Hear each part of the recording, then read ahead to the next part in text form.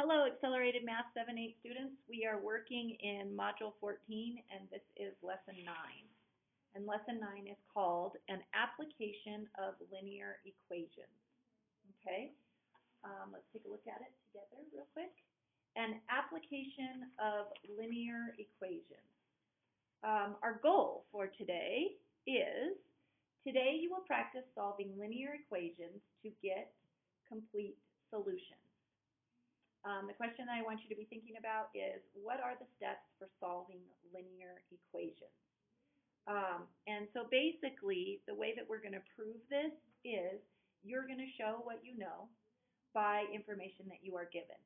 And we're taking our little brains on a jaunt back into 7th grade geometry and triangles, okay? And we learned about triangles in geometry, that they can be similar if they have things that are given to you. And I know this is a stretch. It's a long ways ago when we did this, but we're talking about similar triangles, and it's based on given information. Something that you need to know about this is these triangles are not drawn to scale, so please don't go, oh, but they don't look like they are the right size. They aren't. I drew them. They're not drawn to scale. But the given information that I want to give you is, it says triangle ABC, this is triangle ABC, is similar to triangle DEF. So if you remember our rules about identifying that they are similar, that means that they have the same angles, but not necessarily the same size. Okay, remember, same shape but not same size is what similar does. All right, and so it says, what is the angle of measure A and the angle of measure D?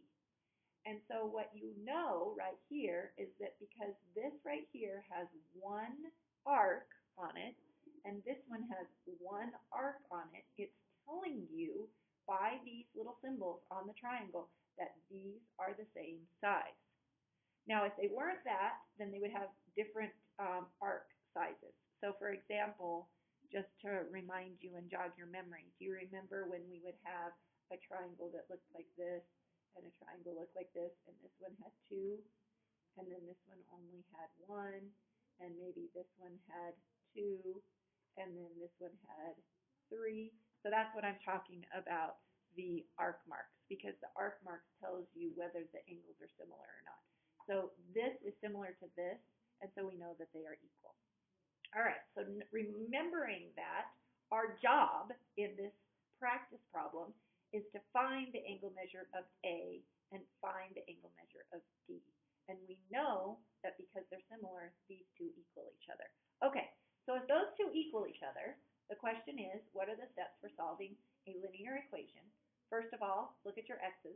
Do any of them have a negative exponent or an exponent greater than 1? The answer is no. So we know that they're linear. All right, and now to solve them, you just set up the equations. So we know that 7x minus 4, which happens to be angle A, is equal to angle D, which is x plus 32. We know they're equal because of these arc marks that are present. Okay? All right, so now we have an equation.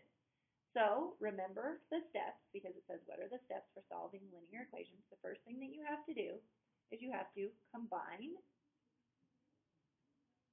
x's so that they're on the same side. Okay, so we're going to combine our x's first. So again, visually, we have 1, 2, 3, 4, 5, 6, 7 x's, and we have 4 negative chips. That's what we have on the left-hand side. On the right-hand side, we have 1x, and we have 32 positive chips. I'm not going to draw 32. I'm just going to say we have 32. Okay, so that's what it looks like visually. So the question is, do you want to take this x over there, or do you want to take all of these and make them negative and put them over here?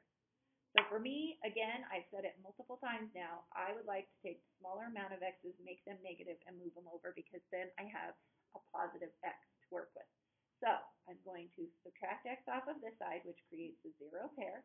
What you do to one side, you have to do to the other. So now I'm left with 7x's minus an x.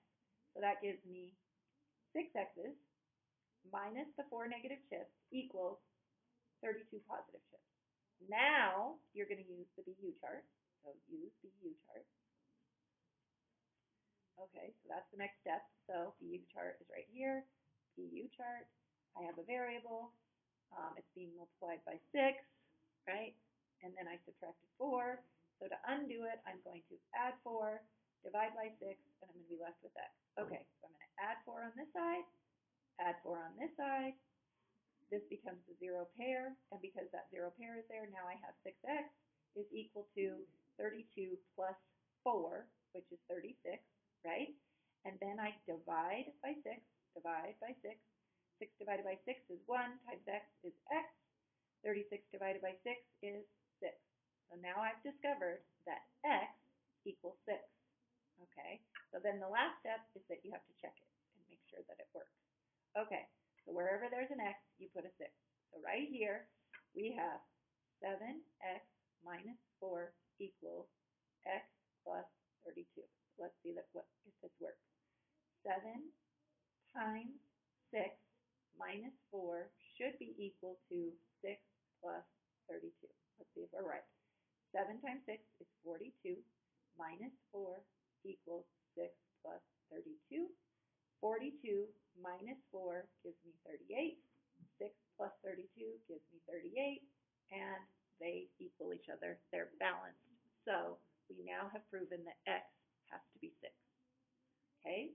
So the steps for solving a linear equation is first you have to combine your variables. In this case, it's x's.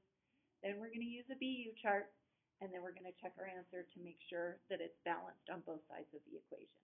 And those, boys and girls, are the steps for solving a linear equation. Okay? So back up to our goal for today. Today we will practice solving linear equations to get complete solutions. What are the steps of solving linear equations? We've just done it. And using geometry to help us. Okay?